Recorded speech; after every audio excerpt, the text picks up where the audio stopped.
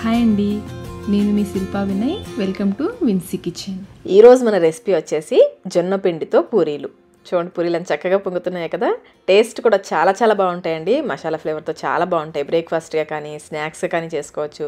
Long జర్నీస్కి వెళ్ళినప్పుడు కూడా చేసుకొని తీసుకెళ్ళచ్చు. కర్రీ కూడా అవసరం లేదు, ఉట్టిగానే తినేయచ్చు. చూడండి ఎంత బాగున్నాయి పూరీలు.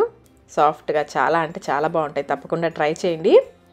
మరి ఇంకెందుకు ఆలస్యం, ఈ జొన్న పూరీలు ఎలా తయారు చేసుకోవాలో చూసేద్దాం. ముందుగా మిక్సీ జార్లో 1 టేబుల్ స్పూన్ ధనియాలు, 1 టీ స్పూన్ జీలకర్ర వేసుకొని కచ్చాపచ్చాగా గ్రైండ్ చేసుకోవాలి. చూడండి ఈ విధంగా గ్రైండ్ చేసుకుని ఇప్పుడు ఇందులో 4-5 పచ్చిమిర్చి లేదా మీ కారానికి తగ్గట్టుగా పచ్చిమిర్చి వేసుకోండి. తుంపి వేసేసుకుని అలాగే 10 వరకు వెల్లుల్లి రెబ్బలు పైన పొట్టు ఒలుచుకొని వేసుకోవాలి. మీరు వెల్లుల్లి వద్దనుకుంటే స్కిప్ చేసేయచ్చు. అలాగే కొంచెం కరివేపాకు, కొంచెం కొత్తిమీర, అలాగే రుచికి సరిపడినంత సాల్ట్. ఇక్కడ నేను 1/2 టీ స్పూన్ సాల్ట్ వేస్తున్నాను. నీళ్ళేమి పోయకుండా కచ్చాపచ్చాగా గ్రైండ్ చేసుకోవాలి. చూడండి ఈ విధంగా కొంచెం పలుకులుగా ఉండేలాగా గ్రైండ్ చేసుకుని పక్కన పెట్టేసుకోండి. ఇప్పుడు పిండి కలుపుకోవడానికి వీలుగా ఉండే ఒక ప్లేట్ తీసేసుకుని అందులో 1 కప్పు జొన్న పిండి, బయట కొనదైనా పర్లేదు, ఇంట్లో తయారు చేసుకుందైనా పర్లేదు. అలాగే 1/2 కప్పు గోధుమ పిండి, 1/4 కప్పు శనగపిండి కూడా వేసుకోవాలి.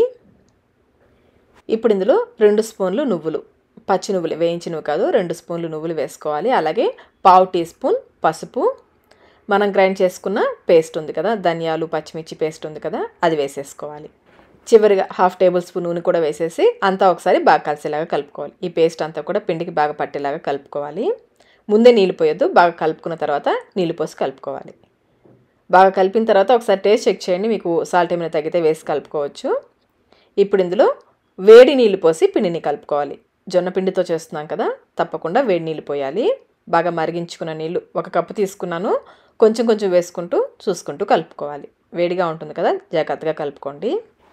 జొన్న పిండిలో అంతగా జిగురు ఉండదు కదా, అందుకని వేడి నీళ్ళు పోసి కలుపుతాము. అలాగే కొంచెం గోధుమ పిండి కూడా వేస్తాము. శనగపిండి కూడా వేసాం కదా, మీరు శనగపిండి వద్దు అనుకుంటే స్కిప్ చేసి ఆ ప్లేస్లో గోధుమ పిండి వేసి చేసుకోవచ్చు.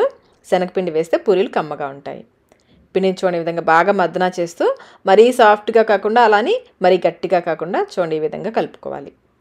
ఇప్పుడు పిండి ఆరిపోకుండా పైనుంచి కొంచెం నూనె నద్దుకోవాలి. 2 వైపులా నూనె రాసేసి మూత పెట్టేసి 10 నిమిషాల పాటు పిండిని నాననివ్వాలి. నాకు పిండి కలపడానికి 3/4 కప్పు నీళ్ళు పట్టాయండి. నేను 1 కప్పు నీళ్ళు తీసుకున్నాను కదా, 1/4 కప్పు నీళ్ళు మిగిలిపోయాయి. 10 నిమిషాల తర్వాత పిండి చక్కగా నానుంటుంది. మళ్ళీ 1-2 నిమిషాల పాటు బాగా కలుపుకోవాలి. పిండిని బాగా కలుపుకున్న తర్వాత కొంచెం కొంచెం ఈ పిండి మిశ్రమాన్ని తీసుకుని బాల్స్ లాగా చేసుకోవాలి. అన్నీ ఒకేసారి చేసి పెట్టేసుకోండి. మనకి 14 పూరీలు వస్తాయి ఈ కొలతలతో. ఇవి ఆరిపోకుండా మూత పెట్టేసి పక్కన పెట్టేసుకోండి. ఇప్పుడు ఒక్కొక్క పిండి ముద్ద తీసుకుని నూనె రాసేసుకుని పూరీలాగా ఒత్తుకోవాలి. ఈ చపాతీ కర్రకు కూడా కొంచెం నూనె రాసుకోండి, పిండి అంటుకోకుండా. మరీ పల్చగా కాకుండా అలానే మరీ లావుగా కాకుండా రోల్ చేసుకోవాలి. నిదానంగా ప్రెస్ చేయాలి. మీ దగ్గర పూరీ ప్రెసర్ ఉంటే దాంతో అయితే ఇంకా ఈజీగా ఉంటుంది ఈ పూరీలు చేసుకోవడం. చూడండి ఈ విధంగా మరీ పల్చగా కాదు, అలానే మరీ మందంగా కాకుండా ఈ విధంగా చేసుకోవాలి. ఇలాగే కొన్ని పూరీలు చేసేసుకుని పక్కన పెట్టేసుకోండి. పూరీలు కాల్చడానికి డీప్ ఫ్రైకి సరిపడే నూనెని పెట్టి మీడియం ఫ్లేమ్లో బాగా కాగనివ్వాలి. కొంచెం పిండి వేసి చూడండి, నూనె కాగింది అనుకున్న తర్వాత ఒక్కొక్క పూరీ వేసుకుని కాల్చుకోవాలి. ఫ్లేమ్ మీడియంలోనే ఉండాలి. వేసిన వెంటనే కదపొద్దు. పైకి వచ్చిన తర్వాత ఈ విధంగా పైన నిదానంగా నూనె పోస్తూ ఉంటే చక్కగా పొంగుతాయి. చూడండి చక్కగా పొంగిందో కదా, అంచులు కొంచెం బ్రౌన్ కలర్ వచ్చేంత వరకు బాగా కాలనివ్వాలి. ఈ విధంగా కాలిన తర్వాత రెండో వైపు తిప్పుకోవాలి. ఇటువైపు కూడా కొంచెం సేపు కాలనివ్వాలి. ఇలా 2 వైపులా కాల్ చేసుకుని తీసేసుకోవడమే. ఇవి నూనెను కూడా ఎక్కువగా పీల్చుకోవు. ఇదే విధంగా మిగిలిన పూరీలన్నీ కాల్చుకోవాలి. నూనె బాగా కాగుండాలి. అలాగే పూరీలు పల్చగా ఒత్తినా కానీ అంతగా పొంగవు, కొంచెం మందంగా చేసుకోవాలి. పైన ఈ విధంగా నూనె పోస్తూ ఉంటే చక్కగా పొంగుతాయి. ఈ టిప్స్ ఫాలో అవుతూ చేశారంటే మీరు వేసిన ప్రతి పూరి కూడా చక్కగా పొంగుతుంది. ఇలా 2 వైపులా కాల్ చేసుకుని తీసేసుకోవడమే. అంతేనండి, జొన్న పిండి పూరీలు రెడీ అయిపోయాయి. టేస్ట్ అయితే చాలా చాలా బాగుంటాయండి. కర్రీ కూడా అవసరం లేదు, ఉట్టిగానే తినేయచ్చు.